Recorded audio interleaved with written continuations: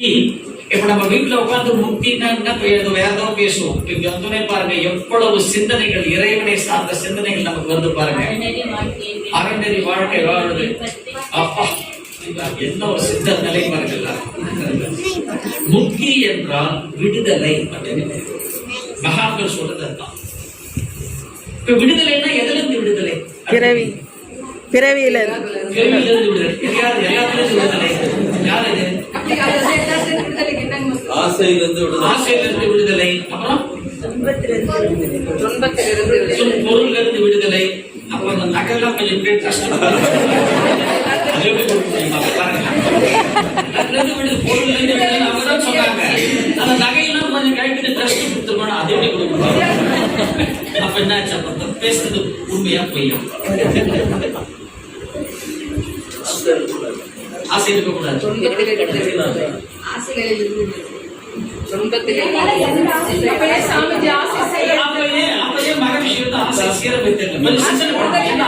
இது அத்தனையும் எங்க நம்ம சிந்தனை பண்ணுவோம்னா தவத்துலதான் சிந்தனை பண்ணுவோம். ஞாபகம் வச்சுக்கோங்க. சம்பந்தம் இருக்கு. ஆமா, புலன்மயக்கத்திலிருந்து விடுதலை. நம்ம எத்தனை பேர் புலன்மயக்கத்திலிருந்து விடுதலை இருக்கோம்?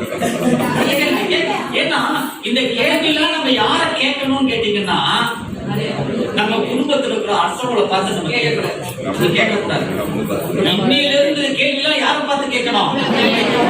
நம்மளை பார்த்து தான் இந்த கேள்வி கேட்கணும்.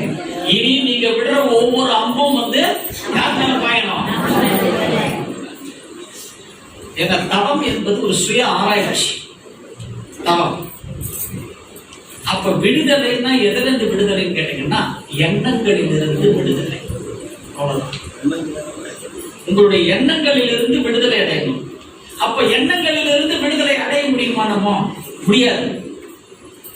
சொல்லுவோம், எண்ணம் எப்ப அடங்கும்? எப்ப இந்த உயிர் போகுதோ அப்பதான் எண்ணம் அடங்கும் அப்படின்னு நம்ம சொல்லுவோம் மாட்டோமா? இது எத்தனை பேர் ஒத்துக்கிறீங்க?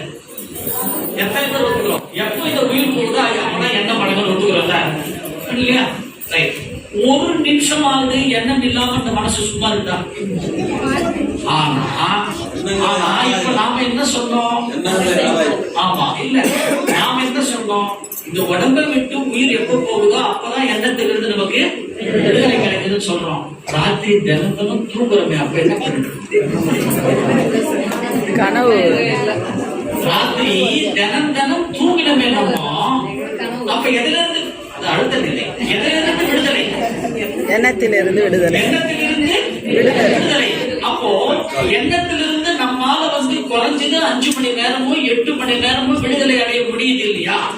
தூக்க நிலையில் எண்ணத்திலிருந்து விடுதலை அடையும் பொழுது விழிப்பு நிலையில் இருந்து ஒரு 5 நொடி நம்மளால இருக்க முடியுமா? முடியாதா? முடியுமா? முடியாதா? நிச்சயமா முடியும். 5 மணி நேரம் அங்க முடியுதுன்னா இங்க 5 வினாடிகள். 5 வினாடிகள் அது இருந்தா போதும். அதுதான்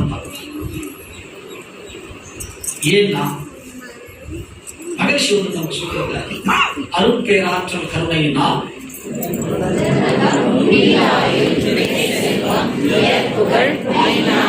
அஞ்சாவது என்ன சொன்னப்போ மெய்ஞானம்னா என்ன? மெய்னா என்ன? உண்மை. உண்மை. மெய்னா உண்மை. உண்மை. உண்மை. உண்மை. மெய் என்றால் உடல். உடல் உடலை அறிவோடு இயக்குவது வேற. மெய்ஞானம்னா என்ன? மெய்னா என்ன? உண்மை. உண்மை. மெய்ஞானம். மெய் என்றால் என்ன? உண்மை. மெய் என்றால் உண்மை. உண்மை என்றது யாரு? உண்மை யாரு? இறைவன். உண்மை என்பது இறைவன். அப்போ இறைவன் வந்து உண்மை. அப்ப இறைவன் உண்மைன்னா அதுதான் வந்து மெய் பொருள். எப்பொருள் யார் யார் வாய் கேட்பினும் பொருள் மெய்ப்பெரு வாழ்வதை கண்டு. மெயின் என்னது? இறைவன் உண்மை. அதானே? அப்போ இறைவன் மெய்ப்பொருள்னா நாமெல்லாம் யாரு? பொய்ப்பொருள்.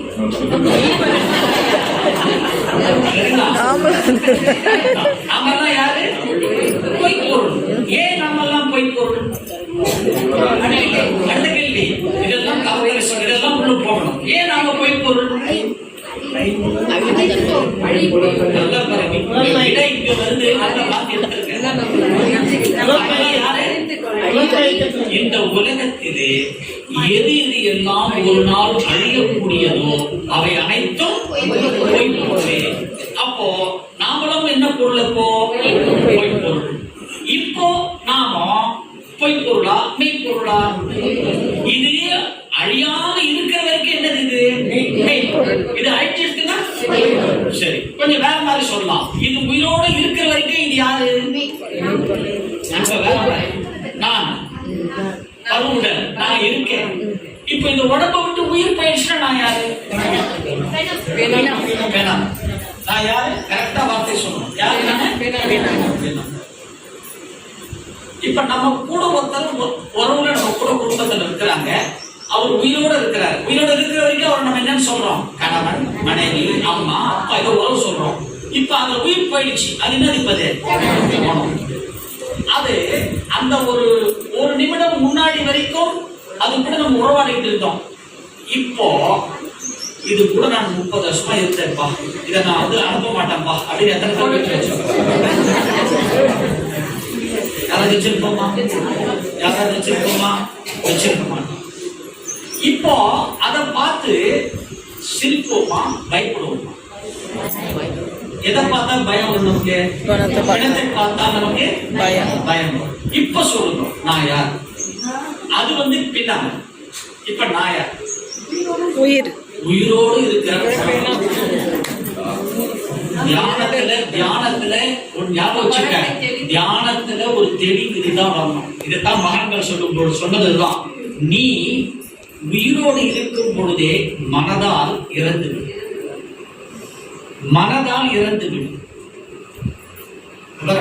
இப்ப நம்ம இங்க கேட்க போற சிந்தனைகள் அனைத்தும் நமக்குள்ள வந்து அப்படியே ஒரு ஊசி ஏத்துற மாதிரிதான் இருக்கும். கொஞ்சம் கஷ்டமா இருக்கும். ஆனா உண்மை அதுதான். உண்மை அது. இந்த உண்மைதான் நமக்கு வந்து வாழ்க்கையில யதார்த்தம். இதுதான் யதார்த்தம். இதுக்கு பேர் தான் ஞான வைராக்கியம். அப்ப நான் யாரு? நான் இப்போ உயிரோடு இருக்கிற பிணம். அப்ப நான் உயிரோடு இருக்கிற பிணம் அப்படின்னு சொன்னா அப்ப எனக்குள்ள என்ன இருக்கிறது? பிணம் இருக்கிறது. எனக்குள்ளேயே பிணம் இருக்கிறது. அப்ப இந்த பிணத்தை சுமந்து கொண்டு செல்வது யார்? எங்க இப்ப எங்க சுமந்து வந்திருக்கிறேன்? விளையாட்டம் அறிவித்திருக்கோம். இந்த பிணத்தை நானே சுமந்து வந்து என் கால்களால் சுமந்து வந்திருக்கிறேன். இந்த உடம்பை விட்டு உயிர் போயிடுச்சுன்னா 4 பேர் 8 கால் வச்சு சுமப்பட்டேன். அவ்வளவுதான், அவ்வளவுதான். எதுக்குன்னு கேட்டீங்கன்னா தியானத்துல என்ன வரும் கேட்டீங்கன்னா முதல்ல ஞாபகம் வச்சுங்க. தியானத்துல வந்து என்ன வரும் கேட்டீங்கன்னா வாழ்க்கை என்பது ஒரு யதார்த்தம். ஒரு யதார்த்தம் இந்த வாழ்க்கை.